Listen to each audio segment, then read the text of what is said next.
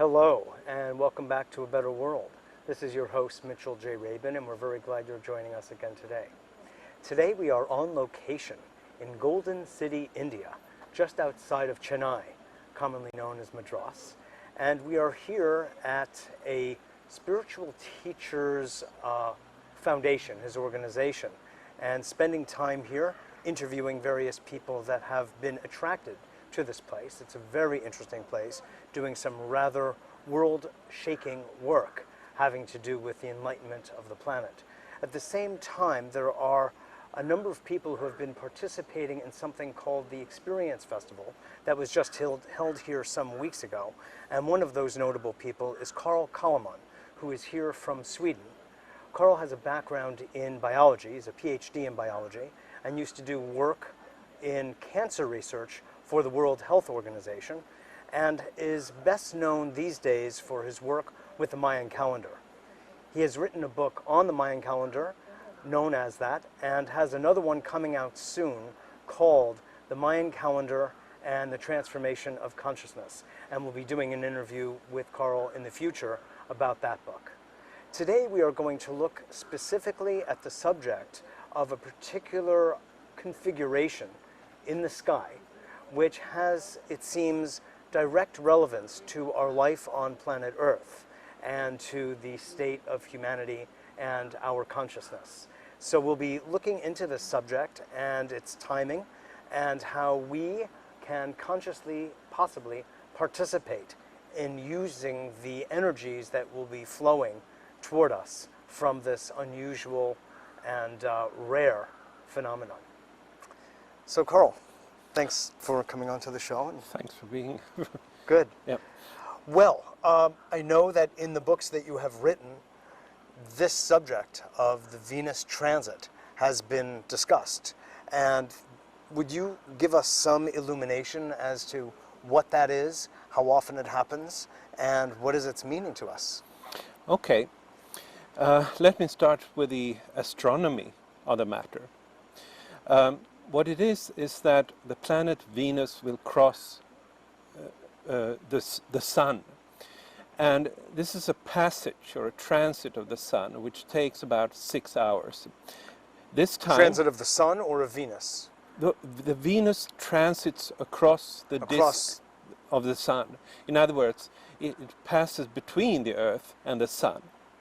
And like an eclipse, in a sense. Like an eclipse. But it's Venetian. Venetian, and which means that it's Venusian, actually. Which means that it only affects the. You can't see it unless you have dimmed glasses, and it's something that Edmund Halley, who was the discoverer of the Halley's comet. He said that a Venus transit is the most noble sight that astronomy can afford. Yeah. And I think the reason is that, well, first of all, it's a very rare thing. And they come in pairs. So there will be like one this year, 2004, and another one in 2012. And they come about every century or more than a century. So last time it happens was in 1882. In other words, nobody has a birth certificate that tells us that they were alive when the last one happened. Nobody has seen this that is live currently on Earth. That we know of. That we know of. And 1882 is not that long ago. I mean, that person would have to be, whatever, 124 or so? I mean, 126? Something like that, yeah. Give or take. Yeah. But... yeah. God knows. God knows. God knows. But if you Who's counting? Who's counting? Right. And so it's one of those moments when you really get a feeling that you're present in the solar system. I think you actually get to see Venus pass across the Sun, and. But you need dim glasses to observe it. Absolutely. It's the same thing as with the eclipse. But it's a little bit different because when there is an eclipse, at least you will notice that the sun goes out. And in this case, you will not notice this. And to continue the astronomical part of it, it was the occasion in 1761. There was a pair of Venus transits, 1761, 1769. And this particular... so they're always 8 years apart. 8 years apart minus 2 days.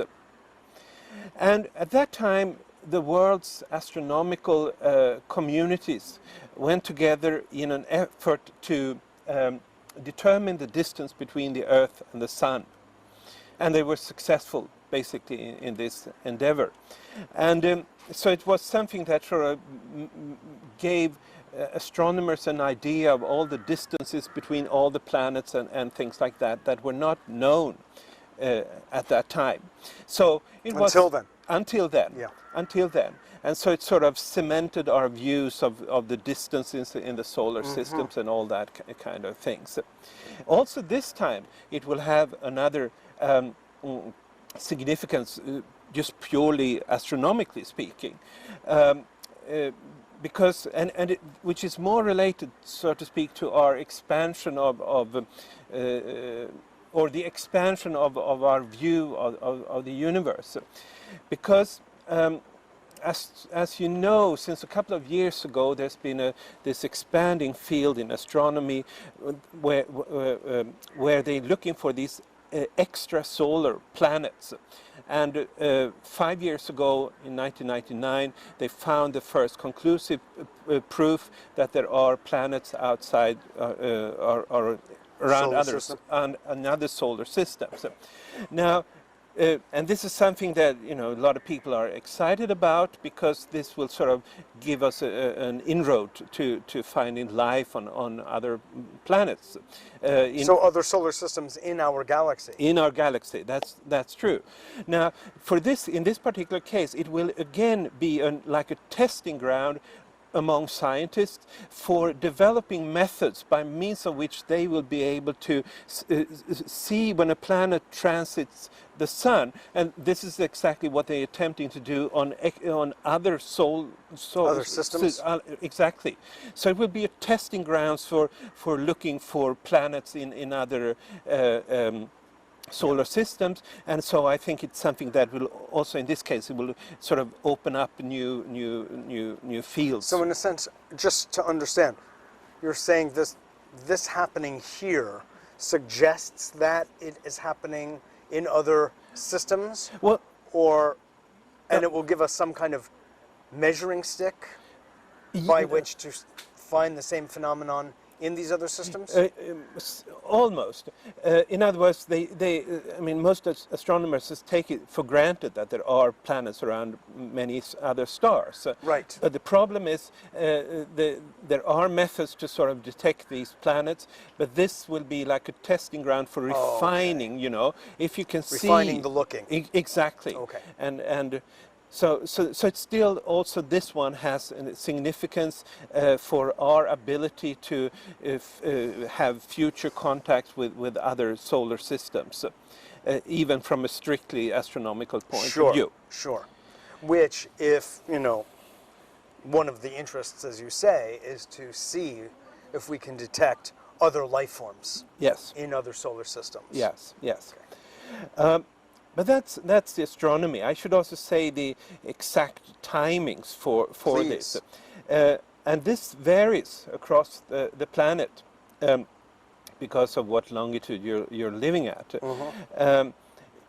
It's different, though, from a solar system. It's not that you have to be for a few minutes in the exact spot. The whole planet, which is in daylight, will be able to see it regardless of where you are. You don't have to sort of catch it. But there are certain parts of the world that are disfavored, and that's essentially Western United States. Disfavored? Disfavored in the sense that there will be night there.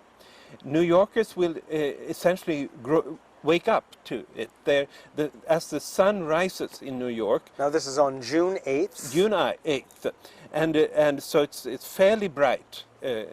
But anyway, New Yorkers will essentially wake up to it, whereas people in California will not be able to see it at all. Is there a specific time? Yes, there is a specific time. It is, I mean, if I take Greenwich time, it is between 6:12 in the morning and 12:25 p.m. noon. Yeah. Right. Now that translates into New York time, Eastern time. It translates into midnight until basically 6 o'clock in the morning. But there is light then. Oh, definitely. Yeah, and a certain, I don't know exactly how far this stretches into the Midwest, but it's possible. And it's a 6-hour transit, and that's why they won't be able to see it in California. That's right. Unless they're looking through very special Right. binoculars at 3 a.m. Right. Or something like that. Exactly. Okay. But like here in India and in Europe, it will be visible all the time throughout these 6 hours. I see. Very interesting. Now, aside from the astronomy of it, which you outlined very well, what is the relevance of this transit for us? People who have studied or know something about astrology know that Venus is the planet of love. And so one would think people who are sensitive to or have an affinity with that kind of thinking would imagine then that there would be sort of a spraying of the energy of love onto our planet and perhaps even through the system, the solar system. Yeah. What are your thoughts, and what's the relevance of it from your point of view? Yeah. Venus is, I mean, it really is a very fascinating planet as such, because, you know, it has this cycle. It turns from morning star to evening star, and so it has, and it's the brightest object in the night sky, and so it has played such a role in the mythologies in very many different peoples. Now, from my own perspective, I've sort of focused on the Mayan or Mexican, ancient Mexican perspective, and that's the one I'm most equipped to talk about. And I also encourage other people to sort of see whatever relevance other myths from ancient peoples may have in this regard.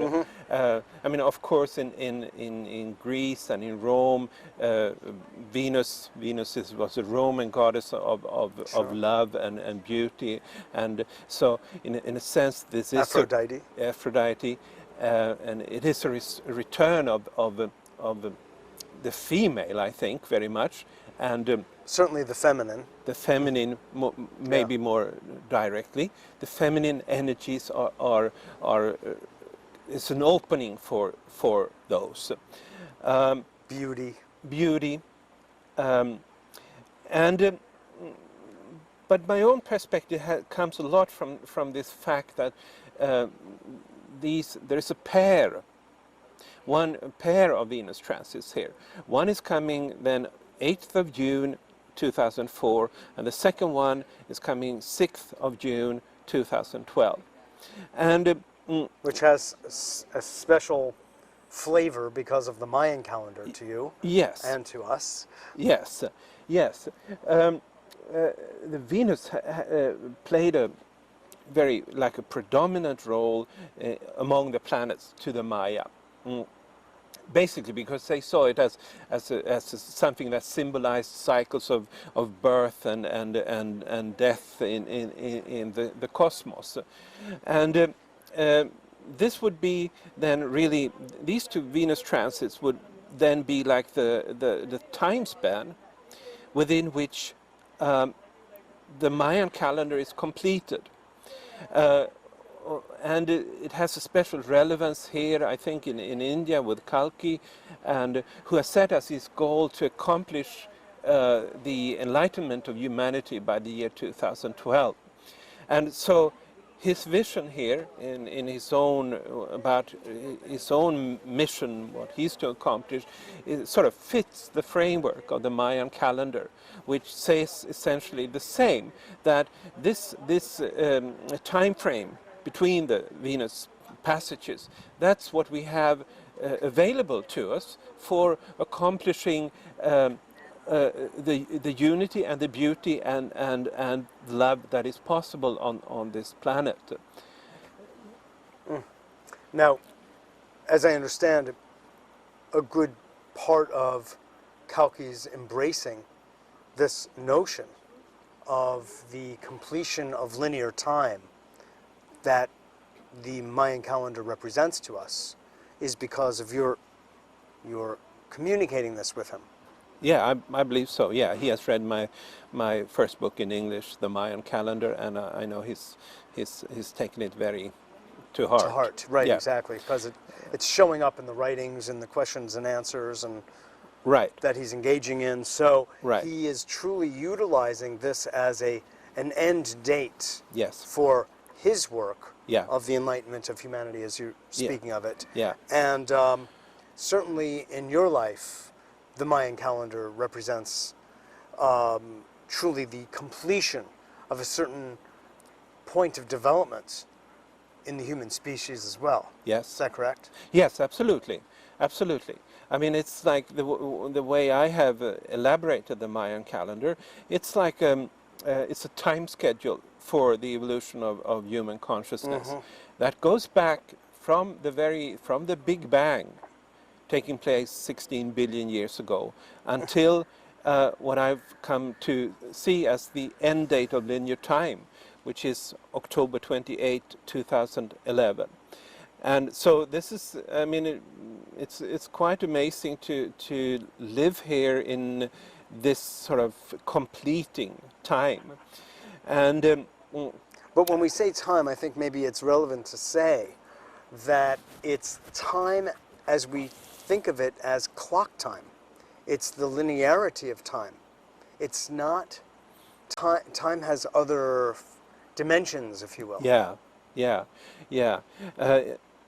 It's good to say that, because there are all these kind of notions out there that there, the Earth will be destroyed, or there are big Right. catastrophes and things like that. Right. And Or we'll all ascend into some other galaxy or what have you in dimension. yeah, and I find no support for that from my studies on the Mayan calendar. There is simply no prophecies telling that, and also the sort of studies that I've done of human evolution, especially based on the Mayan calendar, it does not indicate that we're facing a catastrophe, and it would, if as I found, there is like a divine plan that the Mayan calendar charts.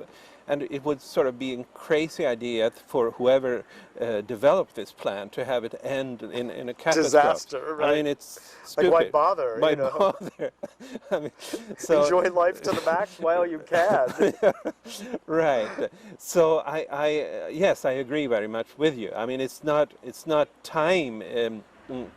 It's certain aspects of time that are coming to an end. And that also, I mean, this is based on discussions that we've had, is emblematic of a certain functioning of the human brain and mind. Yes. A certain way of looking, a purview, a perspective, Yeah. which itself will be shifting as a result of these continued planetary and other forces that we've discussed, Yes. some of which are detailed by the Mayan calendar, Yes. others that are developed by astrological thinking, some by pure physics Yeah. and yeah. astronomy. Yeah. Right. Is that a fair thing to say? Yeah, I think so. Yeah. Okay. Yeah. Okay. Yeah. Now let's just come back to, because time is passing. Yeah. Right. Still. Yeah.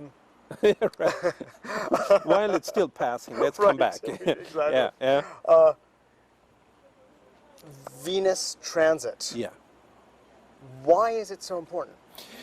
I What think should we be prepared for? And why should we celebrate it? we should celebrate it. It's a rare occasion where humanity, at least all of that part that has daylight, sort of will be aware of being part of a larger whole. That's very clear to us, and so it's a very natural thing to sort of look into this larger whole and ask to be part of it, but ask to be part of it in unity, in unison, in oneness. And so it's almost like, the way I look upon it, it's like an opportunity for us to create a spiritual oneness in the planet. And Almost in the same vein as harmonic convergence was, as articulated by Jose Arguelles, whether the mathematics were correct or not, it did become a moment in time, an event that did bring many, many, many thousands of people together for a certain moment in time. yeah, In a beautiful way. yes, absolutely, absolutely. I think you know, that's So is that the kind of that's very much a imagery we could that's a very good evoke? parallel to use, I think, and it's like a precedent for this event, I would also say. But one is, I think, at the present time, it has could have two meanings. I mean, one is oneness with all things living. Well, actually, that is the only meaning that it has here. But the question is, how do we manifest this? How do we use, I should say, the Venus transit to have this happen? Yeah. And in this, I think, you know, it really is like a global prayer or a global meditation at a very, very natural occasion, where we sort of pray, all of us, or meditate side by side, regardless, you know, really keeping down, nullifying all the differences that we have. It doesn't matter. I mean, I think we have to realize that we all think differently. We all believe more or less. We have different belief systems, and this will not change. And it's not even desirable that it changes. But let us not use these differences for what shall I say, for separating ourselves. Divisiveness. So what you're really saying is that the Venus transit, both now June 8th, 2004, and the one in what day? June 6th. June 6th of 2012, be times where we as a humanity can join hands and honor the growing level of love and to help expand it on this planet. Yes, yes. And we will be organizing then yes, a global prayer, yes, and no doubt using such things as a Better World television, yeah, and the internet, and people here at Golden Age Foundation, and our friends who are organizing what was known as the Experience Festival, which is soon to be renamed something like the Oneness Festival. yeah, No doubt somewhat in honor of this. yeah, yeah. Yeah, and I want to sort of emphasize that no one is excluded from this. Oh my word, yeah. I mean, it's maybe obvious, but really, Yeah. you know, no one is excluded for praying or visualizing this golden age that is to emerge on the planet by the time of the next Venus transit in 2012. Sure. So this will be like our first opportunity to really focus on that golden age. But I want to, please, I'm sorry. And sort of align ourselves on that, regardless of whatever differences we may have philosophically, religiously, spiritually, and God knows Yeah, what. what we're saying is this goes beyond Yeah. belief, it goes beyond religion. Yeah. It's an astronomical occurrence, but it has personal relevance. Yeah. And in our last minute or two, I mean, I'd like to get a little bit more of a sense, because I mean, I know I said that from an astrological point of view, Venus represents love, we said beauty, the feminine. So would you say this is a hearkening in of that planetary influence onto Earth?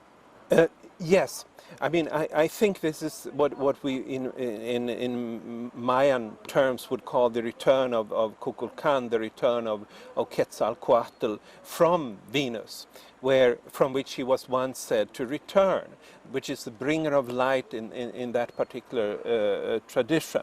So I think really it's like the energies of Venus are then being projected by the sun towards the earth, and we'll all have a chance to absorb these energies and become vehicles for the transformation of the planet into the golden age. Beautiful. It's such an interesting image, just imagining in the mind's eye of Venus passing in front of the sun and the sun sending its radiation to the earth, which it does obviously constantly. Yeah. And it's almost like Venus is catching the wave, riding the wave of the solar power, Yeah. going like it's getting caught in the wind and it's being sent to us.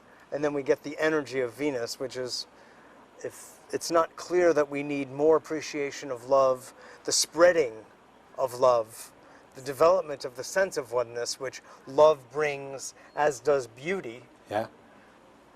This may be just what we need. Yeah. So Yeah.